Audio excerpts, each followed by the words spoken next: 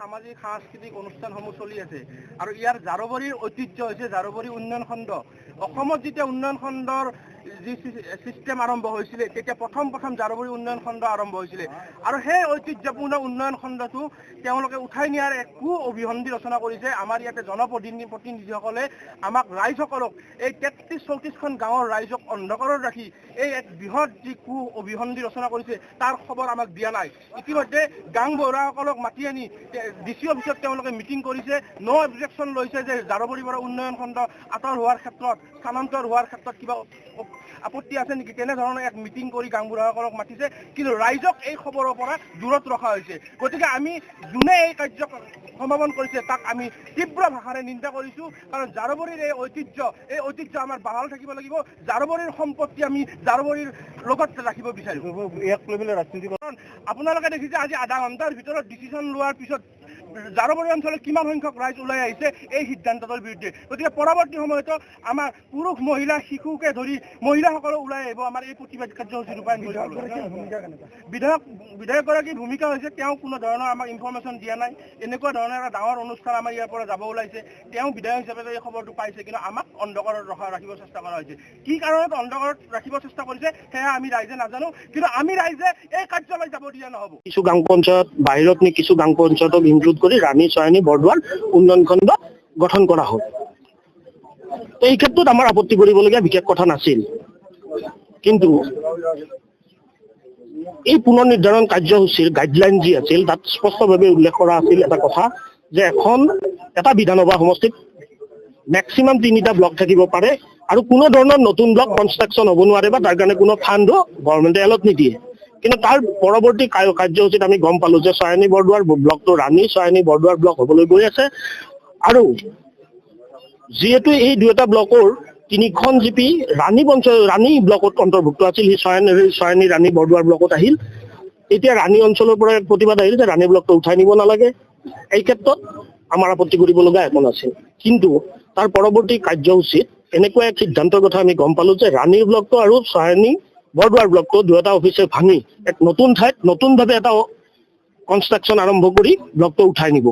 এই ক্ষেত্ৰত গাইডলাইনত নথকা কথা এটা কি কাৰণত চৰকাৰী পক্ষৰ মাজত আলোচনা হৈছে, ই আমাক আচৰিত কৰি তুলিছে।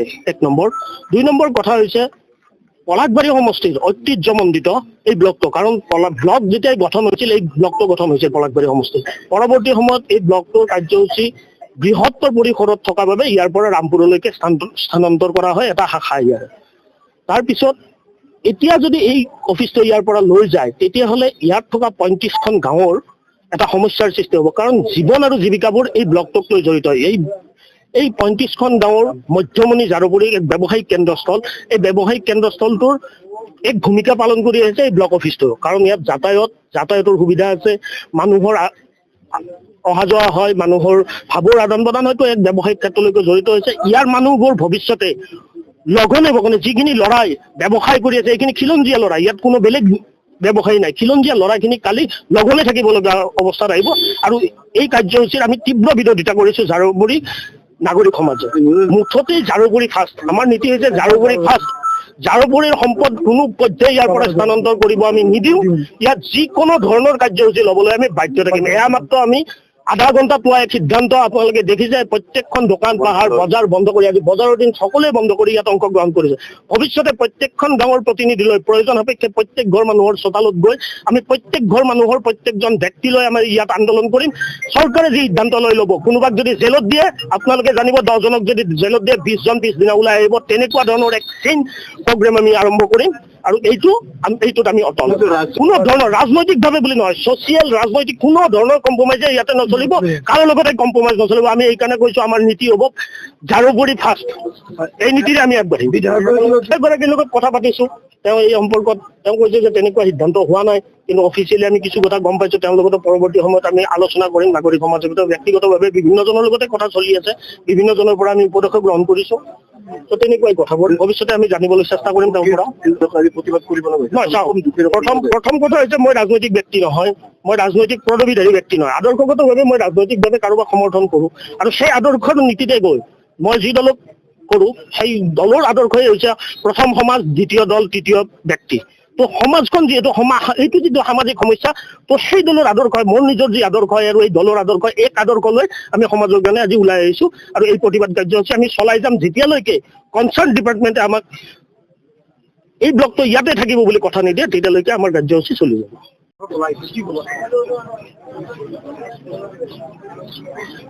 চৰকাৰে ডিলিমিটেশ্যনৰ পিছত সমষ্টিৰ পৰিসৰবিলাক যথেষ্ট বৃদ্ধি কৰিছে। এই ডিলিমিটেশ্যন সম্পৰ্কত আমি ৰাজনৈতিক পথাৰত অতীজৰে পৰা আমি কিন্তু বিৰোধিতা কৰি আহিছিলোঁ। উদ্দেশ্য প্ৰণোদিতভাৱে ডিলিমিটেশ্যন হৈছে। ইয়াৰ ফলত ৰাজনৈতিক কথা বতৰা বাদ দিও ৰাইজৰ কিন্তু অনিষ্ট হ'ব। ৰাইজে আৰু চৰকাৰৰ মাজত যিটো যোগসূত্ৰ ইয়াত প্ৰভাৱ পৰিব। এই কথাবিলাক আমি আজি নহয়, আজিৰ পৰা 1.5 বছৰ 2 বছৰ আগৰ পৰাই আমি চিঞৰ বাখৰ কৰি আছোঁ। চৰকাৰে আমাক বিৰোধী আস্ফালন বুলি এইটো প্ৰতিহত কৰিছিল, ক'ব বিচাৰিছিল। সংখ্যাৰ বলত তেওঁলোকে নিজৰ সিদ্ধান্তবিলাক লৈছিল আৰু আজি তাৰে ফল ৰাইজে ভুগিছে। তাৰ ফল আজি ৰাইজে ভুগিছে। এইবিলাক হ'ল জ্বলন্ত উদাহৰণ। এটা সমষ্টিত 2টাতকৈ হেনো বেছি ব্লক থাকিব নোৱাৰে। এতিয়া সমষ্টি ডিলিমিটেশ্যন হ'ল, খুব কম সময়ৰ ভিতৰত তেওঁলোকে এইটো 3টালৈ আগুৱাই দিলে। এতিয়া আমাৰ কথা হ'ল, সমষ্টি যেতিয়া বাঢ়িল, এই পলাশবাৰী সমষ্টি আগতে 1.5 লাখ ভোটৰ ভিতৰত সমষ্টি নিৰ্ধাৰিত আছিল। আজি প্ৰায় 2.5 লাখৰ ওচৰা-ওচৰি হ'ল, 2,20,000ৰ ওপৰত আজি সমষ্টিৰ ভোটাৰ। 6টা পঞ্চায়ত এৰিয়া বাঢ়িল আৰু যিকেইটা পঞ্চায়ত বাঢ়িছে সেইকেইটা বৃহৎ জনসংখ্যাৰ তুলনাত এৰিয়াটো যথেষ্ট ডাঙৰ। গতিকে এই জাৰুবাৰী ব্লকৰ পৰা 25 কিলোমিটাৰ দূৰৰ পৰা কোনোবা আহি ইয়াত কাম কাজ কৰাটো এজন গৰীব মানুহৰ কাৰণে প্ৰধানমন্ত্ৰী আৱাস যোজনাৰ ঘৰ বিচাৰি এখন ফৰ্ম দিব অহাটো কেনেকুৱা কথা হ'ব সেইটো আপোনালোকে অনুধাৱন কৰিব পাৰে। দ্বিতীয় কথা হ'ল, চৰকাৰে যদি 2টাৰ পৰিৱৰ্তে 3টালৈ নিব পাৰে ব্লক, 4টা কৰাত কিবা আপত্তি আছে নেকি? যদিও আপত্তি আছে, ডিলিমিটেশ্যন কৰাৰ সময়ত তেওঁলোকে ভাবিব লাগিছিল। আৰু ডিলিমিটেশ্যন যিহেতু কৰিলে, তেওঁলোকে 30 বছৰলৈ অসমীয়া জাতিক যিহেতু তেওঁলোকে জীয়াই ৰাখিব বিচাৰিলে, 30 বছৰ পিছত হয়তো তেওঁলোকৰ ডিলিমিটেশ্যনৰ সূত্ৰমতেই অসমীয়া জাতি নাথাকিব পাৰে। আমি বিচাৰিছিলোঁ চিৰদিনৰ কাৰণে অসমীয়া জাতি জীয়াই থাকক। তেওঁলোকে মাত্ৰ 30 বছৰৰ কাৰণে অসমীয়া জাতিক জীয়াই ৰাখিব বিচাৰিলে। ৰাজনৈতিক কথা বতৰা তেওঁলোকৰ এইবিলাক আছে, আপোনালোকে চাই ল'ব। 3টা যদি কৰিব পাৰে ব্লক, 4টা কৰাত আপত্তি কি আছে? আজি এখন গাঁও আছিল, এই জাৰুবাৰীত ব্লক হোৱাৰ পিছত আজি এখন মফচলীয় অঞ্চল হ'ল। ইয়াত হাজাৰজন মানুহৰ ইনকামৰ থলী হ'ল এই কাৰ্যালয়টো। বিভিন্ন প্ৰক্ৰিয়াৰে এখন পাণ দোকান, এখন ই ৰিক্সা, এখন টেম্পো, বিভিন্ন কথা বতৰা ইয়াত জড়িত আছে। আজি হঠাৎ এনেকুৱা এটা সিদ্ধান্তত জাৰুবাৰী ৰাইজে আপত্তি কৰাৰ ফল আছে আৰু সেই ফলক আমি গুৰুত্ব দিবৰ কাৰণে ইয়াত আহিছোঁ। আৰু এই সিদ্ধান্তবিলাক চৰকাৰে যেতিয়া এই সিদ্ধান্তবিলাক ল'ব, ৰাতিৰ ভিতৰত যিবিলাক সিদ্ধান্ত লয়, এই সিদ্ধান্তবিলাক লওঁতে অঞ্চলবাসী ৰাইজক বিশ্বাসত লৈ আলোচনা বিলোচনাৰ জৰিয়তে আগবঢ়াটো ভাল। প্ৰশাসনে কেতিয়াও ৰাইজক ৰাস্তাত ওলাই আহিবলগীয়া চিটুৱেশ্যন কৰাটো দুৰ্ভাগ্যজনক। এজন প্ৰতিনিধি আছে, এজন ৰাইজৰ প্ৰতিনিধি আছে, তেখেতে নাজানে কথা বতৰাবিলাক, নে একো গমেই নাপায়, নে সকলো জানি শুনি কৰিছে? আমি কোনটো ধৰিম? আমি নাভাবোঁ কোনো এজন প্ৰতিনিধিয়ে ৰাইজক অন্ধকাৰত ৰাখি কিবা সিদ্ধান্ত ল'ব বুলি। যদি লৈছে, আজি তেখেতৰ যিটো ভূমিকা, আজি তেখেত থাকিব লাগিছিল ইয়াত। আপোনালোকে কিয় ৰাস্তাত ওলাই আহিছে? এইটোতো ৰাইজৰ ভালৰ কাৰণেই হৈছে। তেখেতে কাৰ্যালয়ত ক'লে কেনেকৈ হ'ব? তেখেতে ৰাইজৰ মাজত ক'ব লাগিব। তেখেতে ৰাইজৰ মাজত কওক যে এইটো ৰাইজৰ হিতৰ কাৰণে এইটো সিদ্ধান্ত হৈ আছে। হয় তেখেতে একোৱে নাজানে, নহয় তেখেত জানি শুনিও বুদ্ধিয়কৰ ভাও লৈ এটা নিৰ্দিষ্ট দূৰত্ব বজাই ৰাখি তেওঁ চলি আছে। এনেকৈ ৰাইজক অশান্তি দিয়াটো, প্ৰতিটো কথাতে 2 দিন আগত অমৃত সৰোবৰৰ নামত অঞ্চলবাসী ৰাইজে প্ৰতিবাদ কৰিলে 2-3 জেগাত, মানুহক জেলত ভৰালে। এইটো চৰকাৰৰ উন্নয়নমূলক আঁচনি এটা কৰিব যাওঁতে ৰাইজক যদি বিশ্বাসত লৈ কাম নকৰে, তেতিয়াহ'লে চৰকাৰ আৰু ৰাইজৰ যোগসূত্ৰটো কেনেকৈ থাকিব? এইবিলাক কথা তেখেতসকলে চিন্তা কৰাটো ভাল। আমি ৰাজনীতি কৰিছোঁ, কিন্তু ৰাজনীতি এনেকুৱা ক্ষেত্ৰত আমি কেতিয়াও নকৰোঁ। ৰাইজৰ মংগলৰ কাৰণে আজি ৰাস্তাত ওলাই আহিছে, অঞ্চলটোৰ উন্নয়নৰ কাৰণে। আমি এজন সামাজিক ব্যক্তি হিচাপে আমি ৰাইজৰ সৈতে থিয় দিছোঁ আৰু চৰকাৰক অনুৰোধ কৰিছোঁ, প্ৰতিনিধিগৰাকীক অনুৰোধ কৰিছোঁ, এতিয়াও সময় আছে, আপুনি আহক, আপুনি ৰাস্তাত আহি মানুহখিনিক বুজাওক কি স্বাৰ্থত, কি কথা বতৰাত এই সিদ্ধান্তটো হৈছে। যদি ৰাইজৰ মংগলৰ কাৰণে হৈছে সেইটোও আপুনি বুজাওক, আৰু ৰাইজৰ যিখিনি ক্ষতি হৈছে সেইখিনিও আপুনি শুনক, আৰু চৰকাৰক আপুনি এই কথাখিনি কওক। যদি 3টা ব্লক থাকিব পাৰে, 4টা ব্লক থাকিলে মহাভাৰত এখন অশুদ্ধ কেতিয়াও নহয়।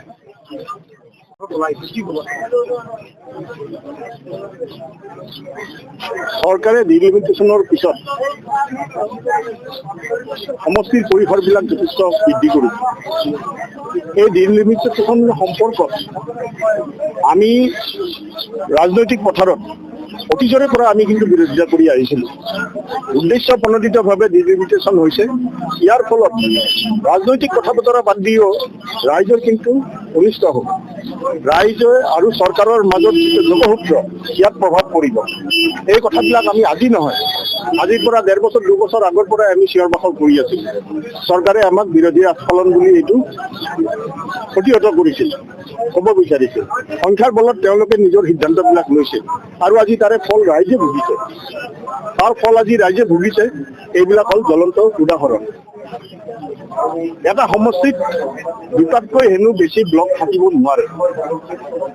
এতিয়া সমষ্টি ডিলিমিটেশ্যন হ'ল, খুব কম সময়ৰ ভিতৰত তেওঁলোকে এইটো 3টালৈ আগুৱাই দিলে। এতিয়া আমাৰ কথা হ'ল, সমষ্টি যেতিয়া বাঢ়িল, এই পলাশবাৰী সমষ্টি আগতে 1.5 লাখ ভোটৰ ভিতৰত সমষ্টি নিৰ্ধাৰিত আছিল। আজি প্ৰায় 2.5 লাখৰ ওচৰা-ওচৰি হ'ল, 2,20,000ৰ ওপৰত আজি সমষ্টিৰ ভোটাৰ। 6টা পঞ্চায়ত এৰিয়া বাঢ়িল আৰু যিকেইটা পঞ্চায়ত বাঢ়িছে সেইকেইটা বৃহৎ জনসংখ্যাৰ তুলনাত এৰিয়াটো যথেষ্ট ডাঙৰ। গতিকে এই জাৰুবাৰী ব্লকৰ পৰা 25 কিলোমিটাৰ দূৰৰ পৰা কোনোবা আহি ইয়াত কাম কাজ কৰাটো এজন গৰীব মানুহৰ কাৰণে প্ৰধানমন্ত্ৰী আৱাস যোজনাৰ ঘৰ বিচাৰি এখন ফৰ্ম দিব অহাটো কেনেকুৱা কথা হ'ব, সেইটো আপোনালোকে অনুধাৱন কৰিব পাৰে। দ্বিতীয় কথা হ'ল, চৰকাৰে যদি 2টাৰ পৰিৱৰ্তে 3টালৈ নিব পাৰে ব্লক, 4টা কৰাত কিবা আপত্তি আছে নেকি? যদি আপত্তি আছে, ডিলিমিটেশ্যন কৰাৰ সময়ত তেওঁলোকে ভাবিব লাগিছিল। আৰু ডিলিমিটেশ্যন যিহেতু কৰিলে, তেওঁলোকে 30 বছৰলৈ অসমীয়া জাতিক যিহেতু তেওঁলোকে জীয়াই ৰাখিব বিচাৰিলে, 30 বছৰ পিছত হয়তো তেওঁলোকৰ ডিলিমিটেশ্যনৰ সূত্ৰমতেই অসমীয়া জাতি নাথাকিব পাৰে। আমি বিচাৰিছিলোঁ চিৰদিনৰ কাৰণে অসমীয়া জাতি জীয়াই থাকক। তেওঁলোকে মাত্ৰ 30 বছৰৰ কাৰণে অসমীয়া জাতিক জীয়াই ৰাখিব বিচাৰিলে। ৰাজনৈতিক কথা বতৰা তেওঁলোকৰ এইবিলাক আছে, আপোনালোকে চাই ল'ব। 3টা যদি কৰিব পাৰে ব্লক, 4টা কৰাত আপত্তি কি আছে? আজি এখন গাঁও আছিল, এই জাৰুবাৰীত ব্লক হোৱাৰ পিছত আজি এখন মফচলীয় অঞ্চল হ'ল। ইয়াত হাজাৰজন মানুহৰ ইনকামৰ থলী হ'ল এই কাৰ্যালয়টো। বিভিন্ন প্ৰক্ৰিয়াৰে এখন পাণ দোকান, এখন ই ৰিক্সা, এখন টেম্পো, বিভিন্ন কথা বতৰা ইয়াত জড়িত আছে। আজি হঠাৎ এনেকুৱা এটা সিদ্ধান্তত জাৰুবাৰী ৰাইজে আপত্তি কৰাৰ ফল আছে আৰু সেই ফলক আমি গুৰুত্ব দিবৰ কাৰণে ইয়াত আহিছোঁ।